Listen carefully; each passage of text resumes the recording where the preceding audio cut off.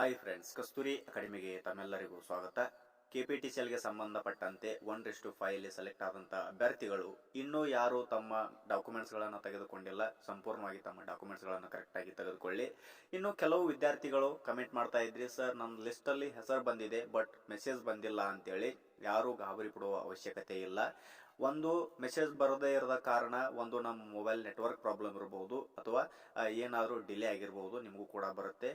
ಅಲ್ಲಿ ನೀವು ಮೆಸೇಜ್ ಬಂದಿಲ್ಲ ಅಂತೇಳಿ ಗಾಬರಿ ಪಡುವುದಕ್ಕಿಂತ ಲಿಸ್ಟಲ್ಲಿ ನಿಮ್ಮ ಹೆಸರು ಕರೆಕ್ಟ್ ಆಗಿದೆಯೋ ಇಲ್ಲೋ ಅನ್ನೋದು ಕೂಡ ನೀವು ಚೆಕ್ ಮಾಡ್ಕೋಬೇಕು. ಒಂದು ವೇಳೆ ನಮ್ಮ ಹೆಸರು ಮತ್ತು ಇನ್ನೊಬ್ಬ ಅಭ್ಯರ್ಥಿ ಹೆಸರು ಎರಡೂ ಸೇಮ್ ಇದ್ರೂ ಕೂಡ ಅಲ್ಲಿ ನಮ್ಮದೇ ಆ ಹೆಸರು ಅಂತೇಳಿ ನಾವು ಕನ್ಫ್ಯೂಸ್ ಕೂಡ ಆಗಿರ್ತೀವಿ. ಹಾಗಾಗಿ ನೀವು ಅಪ್ಲಿಕೇಶನ್ ಹಾಕುವಾಗ ನಿಮ್ದೊಂದು ರಿಜಿಸ್ಟರ್ ನಂಬರ್ ಬಂದಿರ್ತದಲ್ಲ, ಆ ಒಂದು ರಿಜಿಸ್ಟರ್ ನಂಬರ್ ಟ್ಯಾಲಿ ಮಾಡ್ಕೊಳ್ಳಿ. ಹಾಗೆ ನಿಮ್ಮ ಹೆಸರನ್ನು ಕೂಡ ಕರೆಕ್ಟಾಗಿ ಟ್ಯಾಲಿ ಮಾಡಿಕೊಂಡು ನೀವು ಅಲ್ಲಿ ಚೆಕ್ ಮಾಡ್ಕೊಳ್ಳಿ, ಅದು ನಮ್ಮದೇ ಹೌದು ಅಲ್ವೋ ಅಂತೇಳಿ. ಹಾಗೂ ಕೂಡ ಒಮ್ಮೊಮ್ಮೆ ಗೊಂದಲಕ್ಕೆ ನಾವು ಒಳಗಾಗಿರ್ತೀವಿ. ಹೀಗಾಗಿ ಅದನ್ನು ಕರೆಕ್ಟಾಗಿ ನೀವು ಚೆಕ್ ಮಾಡ್ಕೊಳ್ಳಿ. ಇನ್ನು 1:5 ಅಲ್ಲಿ ಸೆಲೆಕ್ಟ್ ಆದಂತ ಅಭ್ಯರ್ಥಿಗಳು ಯಾರು ಇನ್ನೂ ಡಾಕ್ಯುಮೆಂಟ್ಸ್ ಗಳನ್ನು ತೆಗೆಸಿಕೊಂಡಿಲ್ಲ, ನೀವು ಡಾಕ್ಯುಮೆಂಟ್ಸ್ ಗಳನ್ನು ಕೂಡ ಸಂಪೂರ್ಣವಾಗಿ ಬೇಗನೆ ತೆಗೆಸಿಕೊಳ್ಳಿ. ಯಾಕಂದ್ರೆ 10/3/2025 ಕೆಲವು ವಿದ್ಯಾರ್ಥಿಗಳಿಗೆ ಈಗಾಗಲೇ ಮೆಸೇಜ್ ಕೂಡ ಬಂದಿದ್ದಾವೆ ಡಾಕ್ಯುಮೆಂಟ್ ವೆರಿಫಿಕೇಶನ್ ಮಾಡಿಸ್ಬೇಕಂತೇಳಿ. ಹಾಗಾಗಿ ತಮ್ಮ ಒಂದು ಡಾಕ್ಯುಮೆಂಟ್ಸ್ ಗಳನ್ನ ಕರೆಕ್ಟ್ ಆಗಿ ತೆಗೆದುಕೊಂಡ್ರಪ್ಪ ಅಂದ್ರೆ 10/3/2025 ನಿಮ್ಮ ಒಂದು ಡಾಕ್ಯುಮೆಂಟ್ಸ್ ಗಳನ್ನ ನೀವು ಅಲ್ಲಿ ಅಪ್ಲೋಡ್ ಮಾಡುವುದು ಇರ್ತೈತಿ. ಆ ಒಂದು ಅಪ್ಲೋಡ್ ಮಾಡಿದೀವಪ್ಪ ಅಂತಂದ್ರೆ ನಾವು ಅಲ್ಲಿ ವೆರಿಫಿಕೇಶನ್ ಅವರು ಮಾಡ್ಕೊಂತಾರೆ. ಸರಿ, ಒಂದು ಡಾಕ್ಯುಮೆಂಟ್ಸ್ ವೆರಿಫಿಕೇಶನ್ಗೆ ನಾವೇ ಹೋಗ್ಬೇಕಾ ಅಥವಾ ಆನ್ಲೈನ್ ಅಲ್ಲಿ ಹಾಕ್ಬೇಕಾ ಅಂತೇಳಿ. ಈಗೆಲ್ಲ ಡಿಜಿಟಲ್ ಇದ್ದ ಕಾರಣ ಈಗ ಆನ್ಲೈನ್ ನಲ್ಲೇ ನಾವೇನ್ ಮಾಡ್ಕೋಬೇಕು, ನಮ್ಮ ಡಾಕ್ಯುಮೆಂಟ್ಸ್ ಗಳನ್ನ ಹಾಕಬೇಕು. ಅವರು ಆನ್ಲೈನ್ ನಲ್ಲೇನೆ ಆ ಒಂದು ವೆರಿಫಿಕೇಶನ್ ಅನ್ನು ಕೂಡ ಮಾಡ್ಕೋತಾರೆ. ಯಾರು ತಮ್ಮ ಊರಿಂದ ನೇರ ಸೈಬರ್ ಸೆಂಟರ್ ಇರ್ತೈತಲ್ಲ, ಆ ಒಂದು ಸೈಬರ್ ಸೆಂಟರ್ಗೆ ಹೋಗಿ ನೀವು ಅಲ್ಲಿ ನಿಮ್ಮ ಡಾಕ್ಯುಮೆಂಟ್ಸ್ ಗಳನ್ನು ಅಪ್ಲೋಡ್ ಮಾಡಿ. ಕರೆಕ್ಟ್ ಆಗಿ ನಿಮ್ಮ ಡಾಕ್ಯುಮೆಂಟ್ಸ್ ಗಳನ್ನು ಅಪ್ಲೋಡ್ ಮಾಡಿ. ಒಂದು ವೇಳೆ ಅಪ್ಲೋಡ್ ಮಾಡಲಿಲ್ಲ ಅಂದ್ರೆ ಅಲ್ಲಿ ರಿಜೆಕ್ಟ್ ಆಗುವ ಸಾಧ್ಯತೆಗಳು ಕೂಡ ಇರ್ತವೆ. ಹಾಗಾಗಿ ಹೊಸ ನಿಮ್ಮ ಡಾಕ್ಯುಮೆಂಟ್ಸ್ ಗಳನ್ನು ಬೇಗನೆ ತೆಗೆದುಕೊಂಡು ನೀವು ಅಲ್ಲಿ ಅಪ್ಲೋಡ್ ಅನ್ನ ಮಾಡಬಹುದು.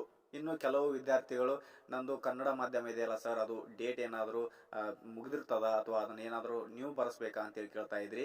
ಇಲ್ಲಿ ನಾವು ಪದೇ 1ರಿಂದ 7ನೇ ತರಗತಿವರೆಗೆ ನಾವೇನು ಪದೇ ಸ್ಕೂಲನ್ನು ಕಲಿಯಲ್ಲ.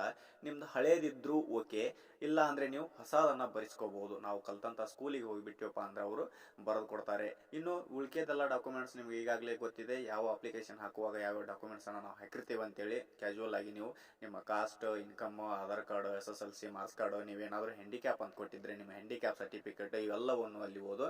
ಅದು ಕೇಳ್ತಾ ಸಹಿತ ನಾವು ಓಪನ್ ಮಾಡಿದೀವಪ್ಪ ಅಂದ್ರೆ ಡಾಕ್ಯುಮೆಂಟ್ಸ್ ವೆರಿಫಿಕೇಶನ್ ಒಳಗಡೆ ಅವು ಯಾವ್ಯಾವ ಡಾಕ್ಯುಮೆಂಟ್ಸ್ ಅನ್ನ ಕೇಳುತ್ತಲ್ಲ, ಎಲ್ಲ ಡಾಕ್ಯುಮೆಂಟ್ಸ್ ಗಳನ್ನ ನೀವು ಅಲ್ಲಿ ಅಪ್ಲೋಡ್ ಅನ್ನ ಮಾಡಿದ್ರಿ ಅಂತಂದ್ರೆ ವೆರಿಫಿಕೇಶನ್ ಆದ ನಂತರ ಈ ಒಂದು ಫಿಸಿಕಲ್ ಲಿಸ್ಟ್ ಅನ್ನ ಬಿಡ್ತಾರೆ. ಆ ಒಂದು ಫಿಸಿಕಲ್ ಲಿಸ್ಟ್ ಅಲ್ಲಿ ನೀವು ಸೆಲೆಕ್ಟ್ ಆಗಿದ್ದೀರಿ ಅಂತಂದ್ರೆ ನಿಮ್ದೊಂದು ಆ ಫಿಸಿಕಲ್ ಅಡ್ಮಿಟ್ ಕಾರ್ಡ್ ಅನ್ನ ಬಿಡ್ತಾರೆ. ಆ ಒಂದು ಅಡ್ಮಿಟ್ ಕಾರ್ಡ್ ಅನ್ನು ತಗೊಂಡು ನಿಮ್ಮ ಫಿಸಿಕಲ್ ಅನ್ನ ತಗೋತಾರೆ. ಈಗಾಗಲೇ 1:5 ಅಲ್ಲಿ ಸೆಲೆಕ್ಟ್ ಆದಂತ ಅಭ್ಯರ್ಥಿಗಳು ಯಾರಿಗೆ ನನಗೆ ಫಿಸಿಕಲ್ ಆಗಲ್ಲ ಅನ್ಕೊಂಡಿದಿರಲ್ಲ, ಅವರು ತಮ್ಮ ಫಿಸಿಕಲ್ ಅನ್ನ ಪ್ರಾಕ್ಟೀಸ್ ಮಾಡಿ. ಹಾಗಾಗಿ ಬಂದಂತ ಅವಕಾಶಗಳನ್ನ ಕಳ್ಕೋಬೇಡ್ರಿ ಅಂತ ಹೇಳಿ.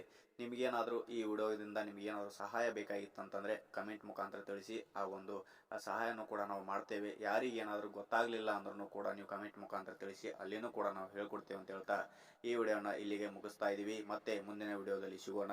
ಧನ್ಯವಾದಗಳು.